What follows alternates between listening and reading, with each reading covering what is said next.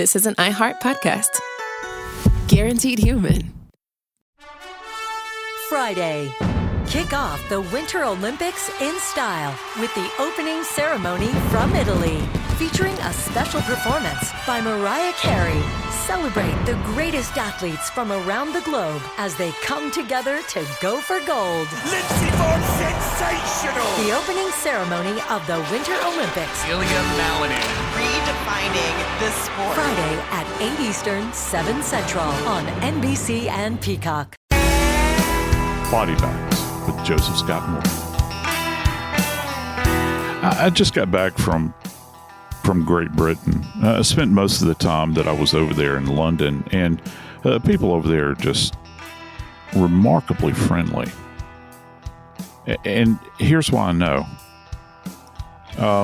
They didn't have to do this, but on 3 separate occasions, I had total strangers walk up to me and tell me to take my phone out of my back pocket and put it inside of my jacket. And the reason they told me that is that there were a lot of pickpockets around, and apparently this is a huge thing in London, and I just didn't really think about it. It's something that you don't think about here in America that much. I guess maybe if you live in New York, but certainly not in Alabama. And I thought, wow, how horrible would that be to have your pocket picked and then somebody use your credit cards to buy things that they'd always wanted. Now, let's take that and think a little bit about the case I'm going to tell you about today. Imagine, if you will, you're a lady who is estranged from your husband. Hadn't been together in a while. And then he kills you. He takes your credit cards and goes out and purchases cleaning supplies with them to clean up the mess that he created from your homicide. That's what we're dealing with today in the case of Crystal Rasch. I'm Joseph Scott Morgan, and this is Body Bags. Brother Dave, you ever had your pocket picked? When you were talking about that, I thought, what a nice group of people. Because we haven't been, you and I, Joe and I live very near one another geographically speaking, although both of us are used to being in much bigger cities. And it's one of the things that when you were first talking about it, I thought, what a kind thing to tell you. Except really I remember being in the city and I never put anything in my back pocket in the city. I always put it in my suit coat or in my front pocket. Yeah. Basic things of life in a big city. So you're in London. I hope my son doesn't hear this, because every time he goes out somewhere, I tell him to put his wallet in his front pocket. Yep. And that's just standard practice. Right. And he's going to hear this now, because now it's for the whole world to hear. And he's going to chastise me about it because I've been preaching to him about it for so long. The older we get. Sorry. Yeah. I thought that was an amazing thing that somebody would take the time to share that with you, whether they're, in that big city all the time or not, recognizing, hey, what are do they call us Yanks over there? Most of the time you don't hear that term very much, primarily Americans, and they don't say it with a sneer, contrary to what some people might think. Yeah. Everybody is just, and look, everywhere has got jerks. Okay. Yeah, it doesn't matter where you are. You could be the smallest town in the South, and you think you're going to run into totally hospitable people, and you'll run into a jerk. They're everywhere. But on the whole, I have yet to have a bad experience. I've been going to London, England for 10 years, almost 10 years. People will bend over backwards to help you if you're lost. And it's very easy to get lost in London because it's so massive. Wow. But yeah, it was completely enjoyable. But, interestingly enough, Kim and I, while we were over there, we went into one of the oldest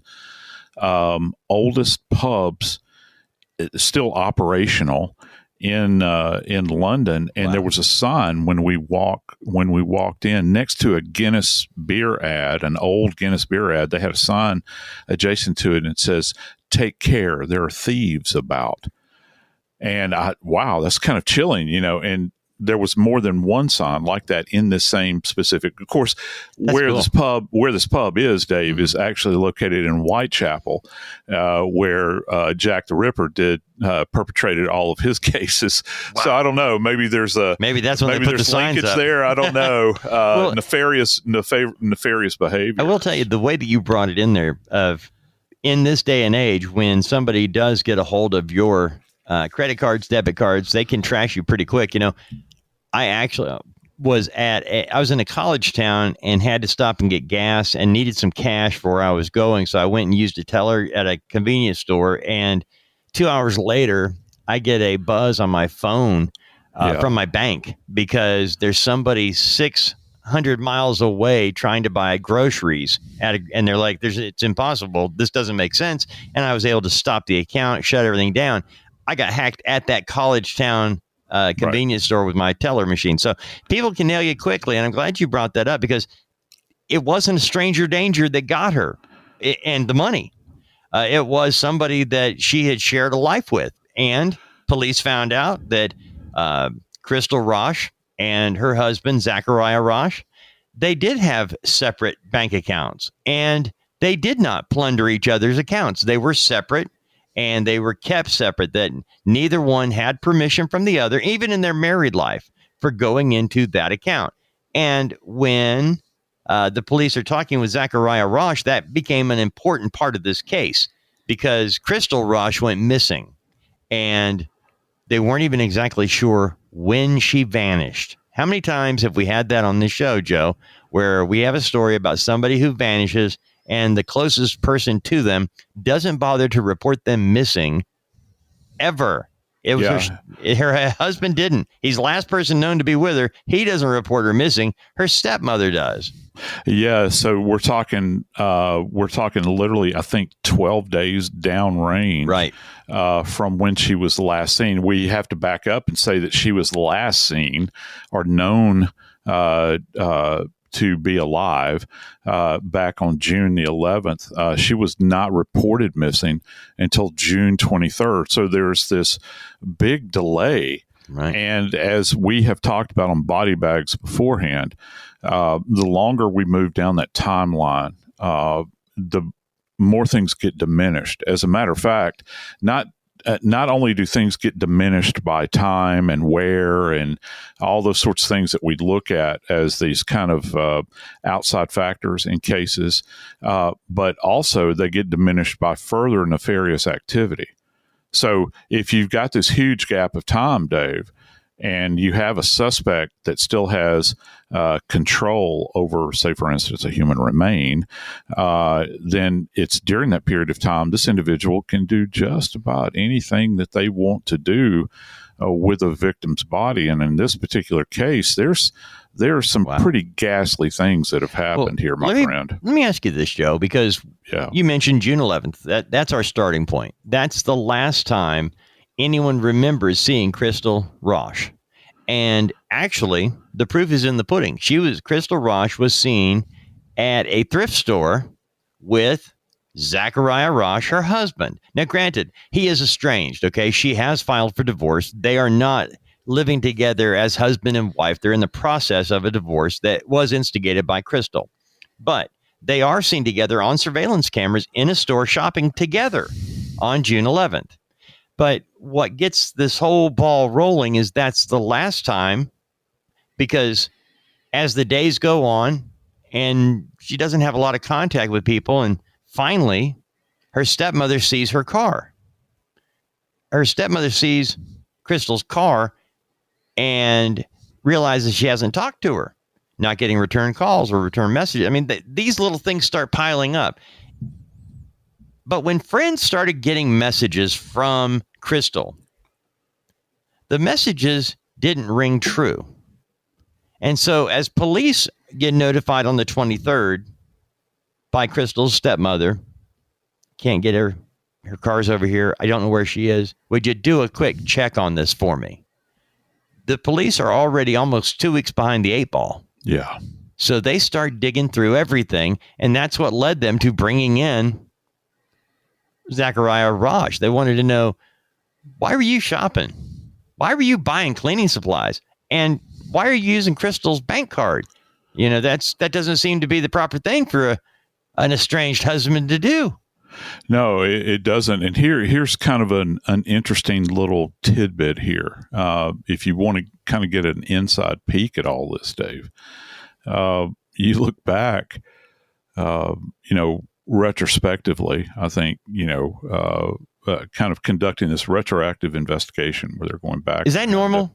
Really? Yeah, it is. You have to go back as far as you can, because listen, if you're working a case that you suspect is missing or is a homicide or both, you have to, I think in all of our minds, we begin to think about, well, what is it that connects, what previous events connect the victim and their disappearance and their death. And so you have to go back in that antemortem state and try to build that out. And sometimes it's a daunting task, but it's less daunting when you have numbers, Dave. And here's something, a little tidbit for all our friends. When they did a search of Crystal's financial records, what really kind of stood out is that on June the 3rd, she had a balance in her bank account of over $9,000. You jump all the way forward to June 24th, that's down to $2,900. Now, listen, you could say, well, she got paid. You get paid at the first of the month, and, when you've got more going out than you got coming in and you're paying bills and whatnot, yeah, you would expect there to be a diminishment in the funds, but that's a pretty striking amount. So over $6,500 in 3 weeks? And precisely, man. So how do you account for that? And the thing about it is, nowadays, if you're using a card, which is easily tracked. If you're talking about a debit card, for instance, and you're going in and you're swiping this thing for every time, we talk a lot about cell phones, don't we, Dave? Mm-hmm. And we forget what gets caught, it gets left in the dust here is that for a long, long time, we've been able to track people with their financial records. Oh. You go and you utilize a debit card somewhere. Well, every time you do a strike on one of those cards, that literally pinpoints a location where it puts you, that card is going to be in hand. Somebody has to actually utilize that card in order to make this happen. Now, I guess, you could say that, well, maybe they were online purchases and things like that. But still, those things are trackable. And this is, I think, moving forward with this case, I think this is going to be damning information because, Dave, has always been said, and I don't know that it necessarily rings true, but it does sometimes. Money is the root of all evil.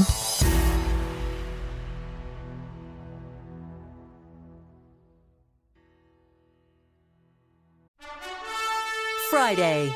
Kick off the Winter Olympics in style with the opening ceremony from Italy, featuring a special performance by Mariah Carey. Celebrate the greatest athletes from around the globe as they come together to go for gold. Lindsey Vonn, sensational! The opening ceremony of the Winter Olympics. Ilya Malinin.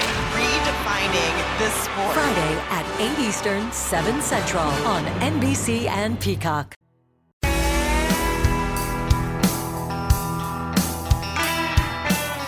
Well, Dave, I don't know that, that's necessarily a true statement that I just made. People have quoted that for years and years. Money is the root of all evil. It's the love of money. It is the love of money. But there's also something else that comes along with this. And I've said many times that most of us are at more peril at the hands of the person that we're in bed with than we are on some stranger. And sometimes that, things come about, anger, jealousy, possessiveness, all those things that come around. And I could argue the point that those things rival in their ferocity probably even more than the love of money that would drive. And, the fact that you're stealing from a dead person after the fact, which is, it's really grimy, isn't it? When you think about it, insult to injury, sort of thing. I was going to ask you about when police are tracking this and they're going to start with, okay, we got the phone call on the 23rd. We don't know where she is. And so as they start looking back, they're going to try to find the last time they can identify Crystal Rasch being somewhere. And so once they can identify it, we know she was here. Do they start going from like June 11th now and saying, okay, where was she on the 12th? Let's find out. Yeah. And then they hit that part where now we don't know. We know that this is absolutely last day. Okay. Now they look at, in this case, you mentioned the bank statements, and you can see where they started and how it ended, yet we don't have any proof of life after June 11th and a lot of expenditures. Do they then break down what was he buying and was he with anyone? Because there's surveillance video at these places, right? Oh, yeah, there are. And that's the other thing. There's three big components here to this case from a forensics perspective. First off, you've got the financials, which I think standing alone, they're damning. Yeah. And then, we'd mentioned the text, or you did, specifically these text messages. How many cases have we covered over the years, Dave, where we got somebody that will get their hands on somebody's mobile device and start to pretend that it's they're acting as the decedent, trying to play the game out, if you will, put people off scent. So you're going to have digital records as far as phone records go. And then on top of that, I think that what's crucial here are going to be these CCTV records as well. Boy, where you've got individuals that are coming in and out, and you marry that up with the financial statements where you're going in to purchase things, and then you got CCTV of them actually purchasing things. That is a huge amount of evidence to present the accused with by the police. I was thinking about the CCTV cameras because when you were in London, at CrimeCon London. Yeah. For those of you who don't know, there's a show on body bags, that Joe did with an incredible, it was a blood spatter and everything else. It was just really brilliant. And Joe Millington, her voice is so soothing. It's like, isn't it grand? Yeah. I just wanted to tell her, hey, what do you want me to admit to? Because I'll do it just to hear her talk. It was amazing. Yeah, I found myself. It's the old Mike Myers thing from Coffee Talk on SNL. He said it's like butter, And so that's the way Joe's voice is. Unbelievable. So but I thought about that with London and all the CCTV cameras there. Yeah, and they are everywhere. Yeah. But Europe is a different place than the United States. Everything's closer together. And here in the United States, we're spread out a little bit. So we don't have necessarily cameras on every street corner, but in every place you're going to use a card pretty much under surveillance because it's so cheap now. So you've got that. Yeah, you've got card. Well, let's just say you go to an ATM. Well, there's videography with that. And then, and they're all over banks. And then some ATM machines actually have, CCTV contained therein. So you can see it. And there's been cases, where you've got a perpetrator using a card. Right. You got a clear shot of their face. With you were comparing, how it is in London where you've got cameras everywhere, and you look at the Koberger case where they're trying to scrape together anything they can of the white sedan. Remember that, passing by stores, they did the 20-mile loop. Oh. In our case, with Crystal, the thing that is going to be so damning with this is that you've got multiple points of contact. And that's one of the things that we look for in forensics. We try to take as much of the data, whether, we're talking about forensic toxicology, we're talking about DNA, or we're talking about electronic or in financial data, and we're trying to connect the dots and see if there's any overlay with a lot of these things, any kind of connectivity between these. And they're going to have a lot of this, I think. And if you want to take it to another level, some of the items that Zachariah Rasch was purchasing, right? We're talking about, now hold on to your hat, we're talking about cleaning supplies and drum roll, sulfuric acid. Why would you get that? Is there any rationale for getting cleaning supplies and acid? Yeah. So when you begin to think about the nature of sulfuric acid, it's highly caustic. So it will burn you. It will clean. It's used to clean surfaces many times. And I'll tell you, one of the utilities that it has actually is you can take it, for instance, like if you have a carport, right, and you've got oil stains that are on the carport, you can actually take this stuff and apply it directly to that surface in order to get those stains off of those surfaces, and it will, it'll be used. It has multiple uses, in industry, everything from explosives to making of paints to just tons and tons of things. But, you have to think about, well, what would have been his purpose for wanting sulfuric acid? Because this is, in fact, an industrial, they just latch onto these words, industrial cleaning agent. So it's so caustic that you could actually take it, and I think a lot of people believe that you can take it and you can actually render down a body with it. Maybe you can remove stains with it and those sorts of things. So it's very, very dangerous. I'm thinking, you're getting an industrial cleaner. What did you eat that has to be cleaned with sulfuric acid? Right. That doesn't make any sense at all. Now, what we have here is we got some facts. We've got money being spent by you, Mr. Rasch, which, by the way, we're charging you now with spending your wife's money without her permission. We don't know where she is, but we know you spent money that you've already told us you don't, because that was during their interview. They brought him in and said, you were spending her money and her card, and we can't find her. Did you have permission to use her card while she's gone? And he's like, no, we don't do that. And you realize that's against the law, right?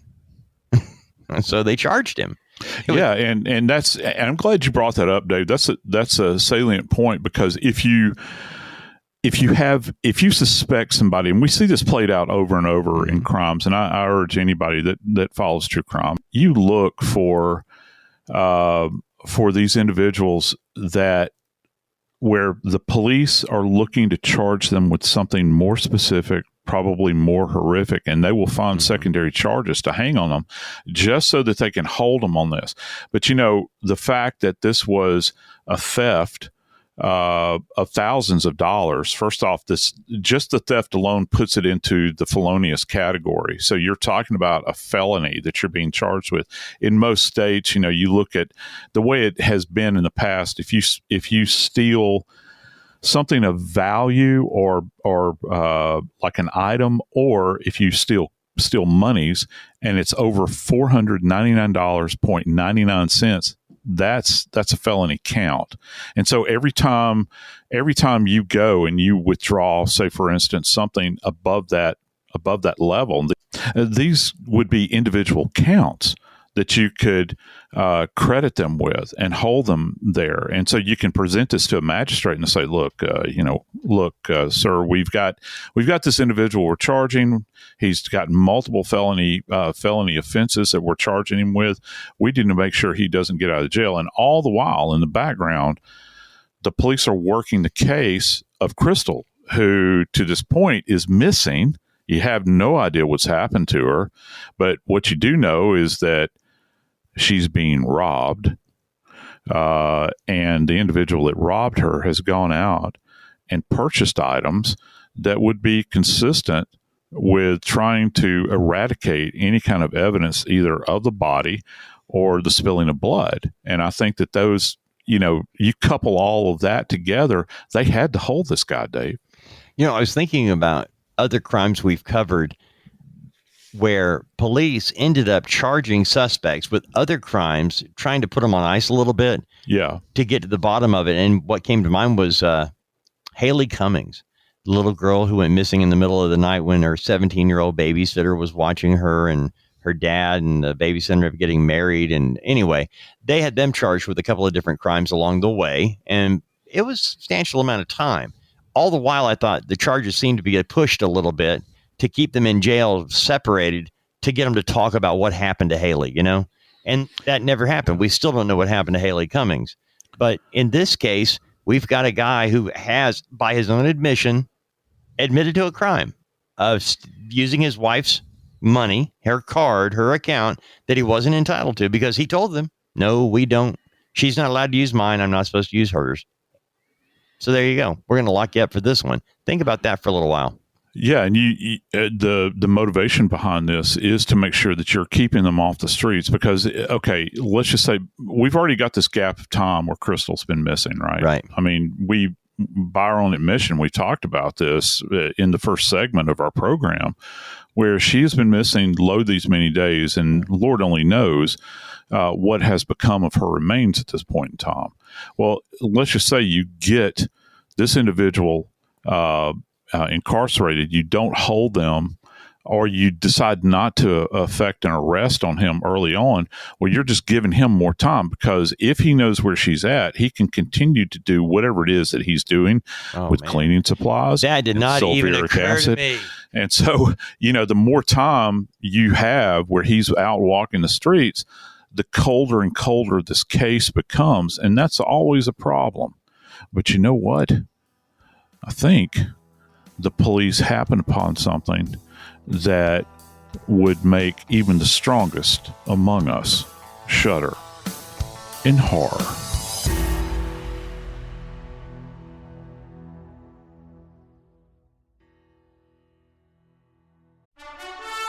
Friday. Kick off the Winter Olympics in style with the opening ceremony from Italy, featuring a special performance by Mariah Carey. Celebrate the greatest athletes from around the globe as they come together to go for gold. Lindsey Vonn sensational! The opening ceremony of the Winter Olympics. Ilya Malinin. Redefining the sport. Friday at 8 Eastern, 7 Central on NBC and Peacock.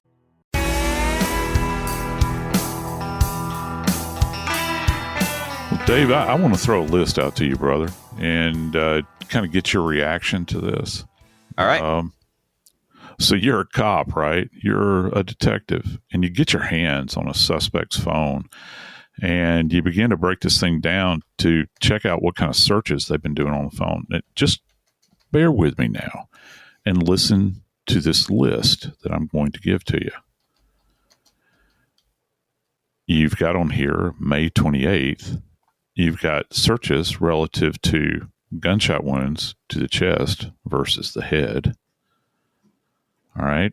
If that's not chilling enough, you get to June the 11th and you've got a Google search for, will a 9mm kill an animal if shot to the head? And then on June the 12th, a search for carpet cleaner. You jump to the 23rd.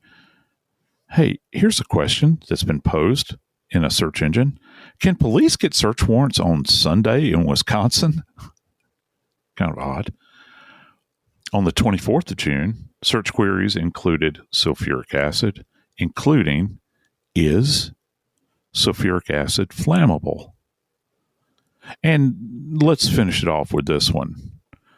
June 25th. The subject, who you now have the possession of his phone, Dave, Wisconsin missing person alert. That was searched out. So you take that in its totality. If you're an investigator, do you start having that little bell go off in your brain? That, look, we might be onto something here. Because I got to tell you, proof's in the pudding, man. When he looked up on June 23rd, we know that was the day that Crystal Rasch's stepmother called police and asked them to do a welfare check because she hadn't seen her, and she had seen Crystal's car, but no sign of Crystal. So June 23rd, police do a welfare check, and it's on that date that he searches, can police get search warrants on a Sunday in Wisconsin? Well, June 23rd is a Sunday. So the very day stepmom reports Crystal missing is the same day her husband, estranged though he may be, actually searches, do I have time to clean up anything else before they show up? By the way, I think police can get a search warrant whenever a judge will sign it. Any day. And there's always a magistrate standing by, expressly for this purpose. And generally, folks might know this. Folks might not know this. There will be the way this happens when you go to get a search warrant. There's generally a junior assistant district attorney that's on call. So the way this works is you, under their direction, because warrants have to be very specific. You can't just.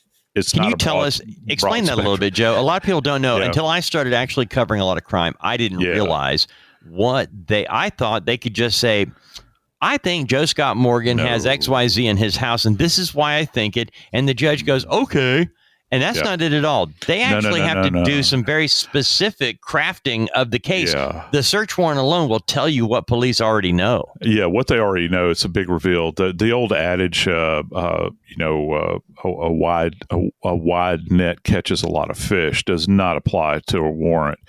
You have to be very specific as to what you want. So you can't just say, and that's for our own constitutional protections. You want it, I want it, trust me, you want it. Yes. You don't want somebody to say, okay, well, I'm writing up a search warrant for Dave Mack's home, and we're showing up with this piece of paper. Let us in. We're going to search your entire house. Yeah. Like, they can't go in, pulling the walls apart and digging into what they refer to as hidden spaces. If they're not specifically enumerated in that search warrant, you have to say where you're going to look and what you're looking for. So he has an awareness, at least, that they're on to him, I think, at least. And so back to what I was saying, if you've got like a junior district attorney that's on call, they will be on call. The police can go to that individual and say, here, take your fancy law degree, look at this warrant that we've written up, and make sure that it passes muster. Because once they take it from them, they're going to take it to the judge/magistrate. They're going to look at it, and they will go over it, and they'll say, this needs to be corrected. This needs to be, I need you to expand on this, whatever the case might be. And you have to go back, you might have to do a rewrite on it. It's like, it's almost like English class, only there's a lot more at stake here. Okay. So, once you get that warrant, you go in there and you begin to search. But here's something that's really chilling, Dave. When you begin to match these dates up, remember what we said the last time Crystal was known to be alive was back on June the 11th. Well, that the search for June the 11th that's enumerated here. Now, if this doesn't send a chill up and down your spine, will a 9mm kill an animal if shot in the head? Okay, that was searched the same date that she was last known to be alive. You jump ahead to the 12th, and this even gives it more of a chill. He's looking for a carpet cleaner at that point in time. So if we're kind of broadly looking at this thing, trying to determine, well, what in the heck has happened here? It would lead us to believe at least that she was shot, and then she was shot on a carpeted surface. Now, you think about, well, what lengths are you going to have to go to clean this mess up? Because, we have the luxury as forensics people. We go into an environment that's kind of frozen in time for us. Once we've gotten everybody out of, let's say it's a standing structure like a home. Once we've gotten that person out of that environment, we lock this thing down and it's frozen. They're not going to get back access to it. And dude, whereas you have somebody that flies into a fit of rage, that pull out a gun. In this case, it doesn't sound like flying into a fit of rage. It sounds a bit planned to me. But in any case, you shoot them. Well, when you shoot somebody like this, if you're one of these people that does this, you don't count on the volume of blood you're going to have. You don't count on the mess that you're going to have. So suddenly, this individual, if he is the person that did this, he's looking at a body there at his feet, and he's got this gigantic mess that he's got to clean up. And to boot, it's on a carpeted surface, which makes it even more difficult. When looking at the dates, June 11th, they're at the Goodwill store together, seen on video together. And then after that, she's not seen again, but he is seen spending her money. That's what landed him in jail. By the way, he was in jail a week after she is reported missing. She's reported missing on June 23rd. That's when they actually started looking for her. Right. And a week later, her husband, they've already zeroed in on him. We've always said they always look at the closest person to the individual, and they lock him up on the financial crimes, using the card he wasn't entitled to, and then buying these cleaning supplies, sulfuric acid and whatnot. So it's months later, they're investigating, and it's interesting because once they had him in the clink, they went ahead and got a search warrant for the house June 26th. And there were 2 different trips out to the property, Joe, separated by a couple of days. The first day they get on the property, they find a number of cars. One in particular catches their attention. It's a 2023 Mitsubishi that I'm a little confused on some of the titling here, but it was known to be Crystal's car. And it was parked on the property in such a way that if you were driving by the property, you wouldn't see it. Right, it's obscured from the road. Yeah. That's kind of a hint to police. Look at this car. Yeah. The Ford in the middle of the parking lot is not going to be their main attention. Well, let me tell you how seriously they took this. They loaded this car up and flatbedded it. And so they've gone back. They've taken this car to the Wisconsin State Police Lab, where they have a forensics garage.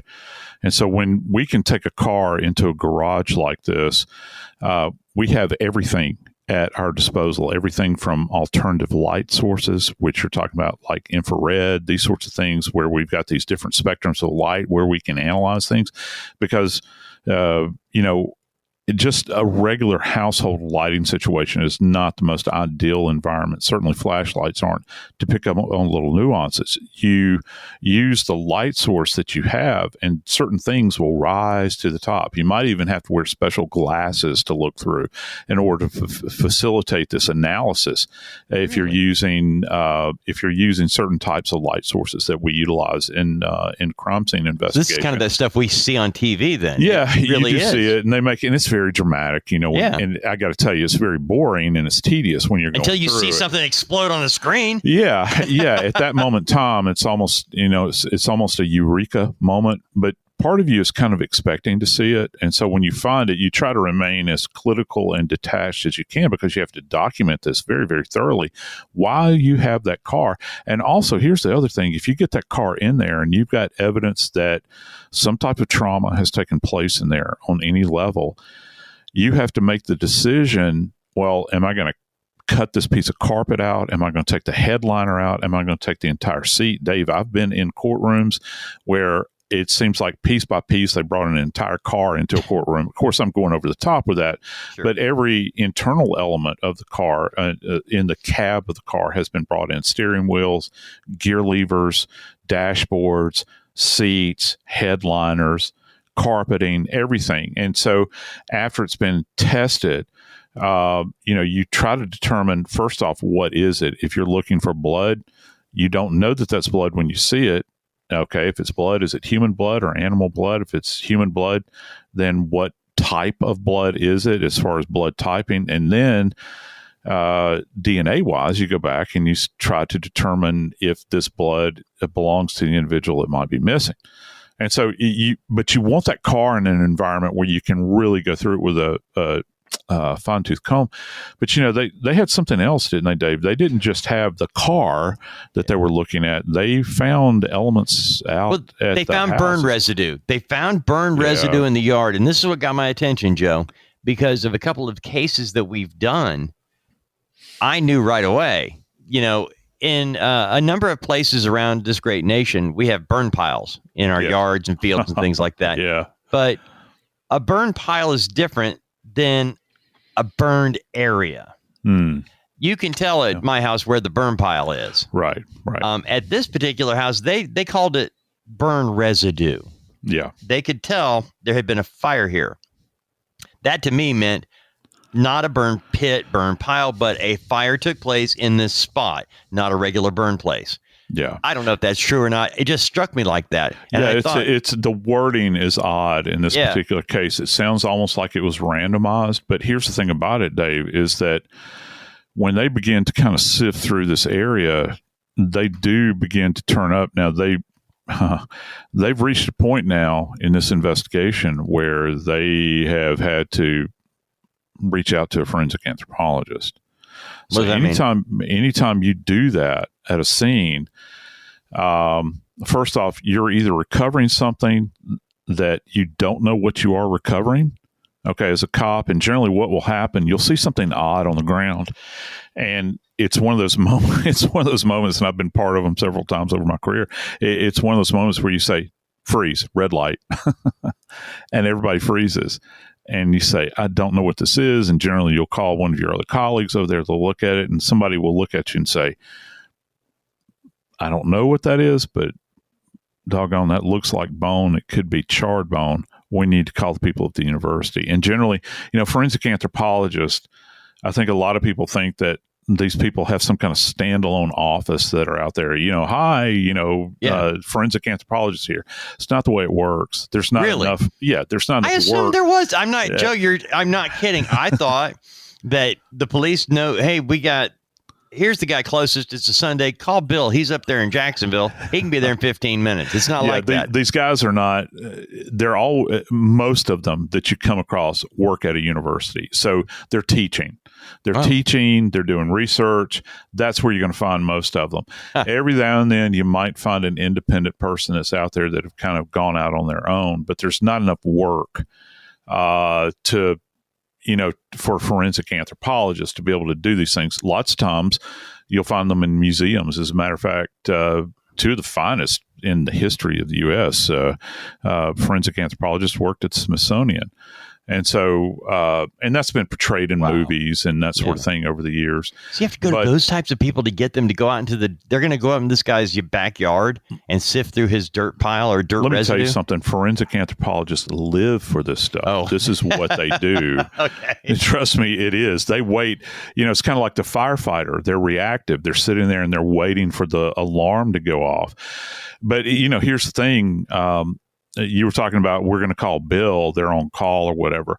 You do not, and I mean, you do not want to be in this position and say, who can we call? So most of the time with police departments, they will already have a relationship with these individuals, with forensic anthropologists who are going to study bones or skeletal remains. And then you're going to have a relationship with a forensic odontologist who is a forensic dentist. Wow. And this is not somebody where you can just go into go into the yellow pages. Those don't exist anymore. Right. But Google search these people and they're just around the block. You have to have these relationships. And even with forensic odontologists, which people might find, I don't know, some people might find this kind of off-putting, if you will. I've worked with forensic odontologists, the forensic dentists that worked, two in particular that were mentors of mine that worked at LSU Dental School of Dentistry. They were dental professors. But being an odontologist was not their full-time gig. But, I worked with a guy in Atlanta that was our odontologist with the medical examiner in Atlanta. Well, he's a private dentist. He's digging in people's mouths, cleaning their teeth and doing fillings and extractions and all that stuff.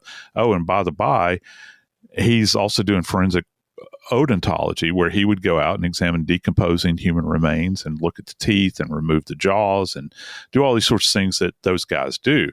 So this case actually involves two of these individuals because they found what turned out to be bone chips in the area adjacent to where, what was that phraseology you used? Burn site. A burn site. Mm-hmm. A burn site where you're going to have these, what I like to refer to it as, you're going to have these kind of deposits of carbon, and it'll be black most of the time, and you'll see this kind of scorched area.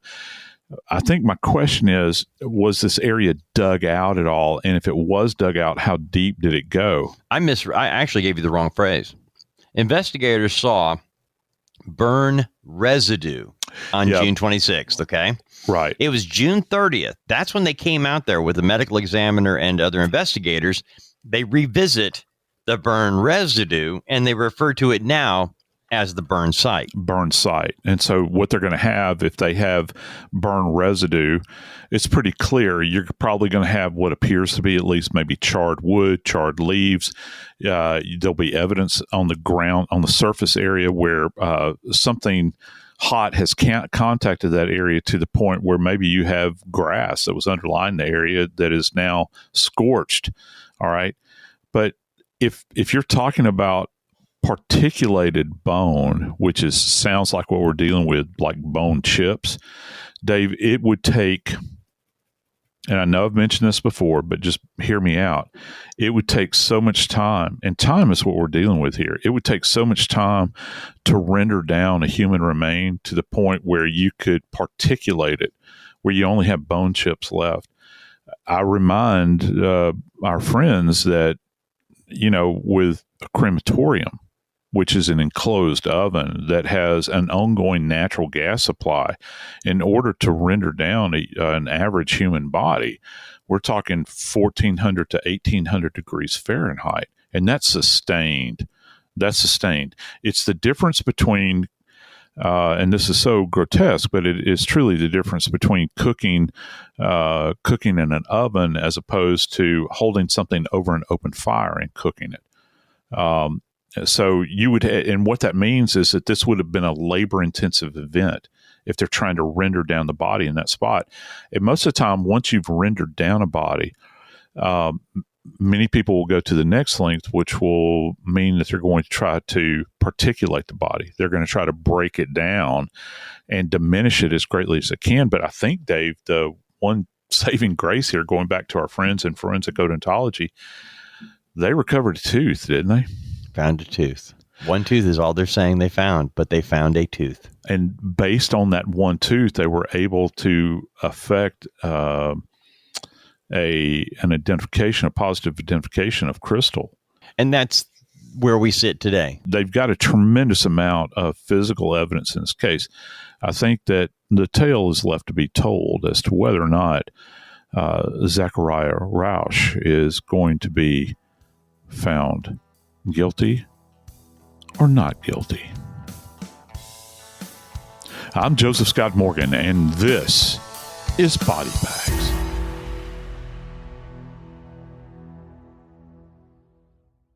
This is an iHeart podcast. Guaranteed human.